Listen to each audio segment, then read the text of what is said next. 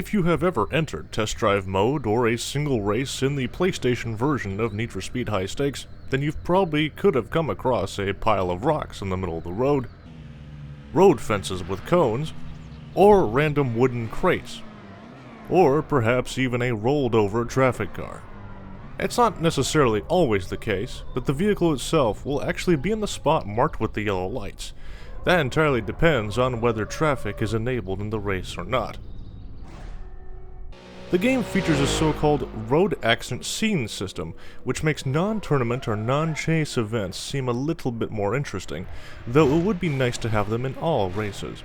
A cheat code, however, will enable this system for all race types, and will be provided in the video description. With the cheat enabled, these accidents won't work properly during Hot Pursuit mode though, so do keep that in mind. More on that later.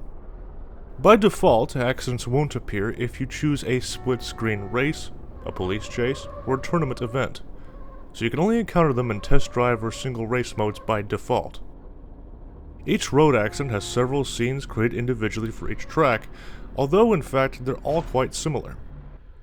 A scene is randomly selected for the race, along with the first lap on which the scene objects will appear, sometimes even in a test drive, which always just happens to be one lap. The game may select lap 2 as the starting point, meaning nothing will actually happen during your run. Another interesting detail is that if you use the cheat, and then enter Hot Pursuit mode and get a scene involving a flipped traffic car, then about a minute later, you can see by yourself, that very car will respawn on the road and just drive away. Most likely, this is because the game simply replaces the road accident scene with a police roadblock scene instead, because any other scene will similarly disappear when a roadblock appears on the track.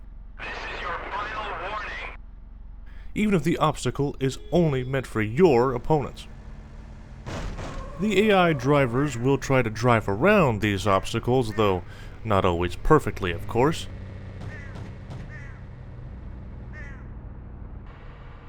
And sometimes they just won't care at all, and drive through it as if it's not there. That's all for now. Hopefully you enjoyed this particularly short video, with some interesting tidbits that you may or may not have noticed in your time with the game. Let me know, you folks at home, if you have seen this in your time with the game. Did it break your immersion when a Jeep decided to just blow through an obstacle, or run over a flipped traffic car? Curious to see your experience. In my case, it's happened at least a couple of times, where, at least in one case, it actually helped flip the car back over. Pretty curious. Wasn't exactly immersion breaking for me. Nonetheless, hope to see you all again soon, and thanks for watching. Explain it to the judge. I'm giving you a ticket. Now that's pushing it. 25 to HQ.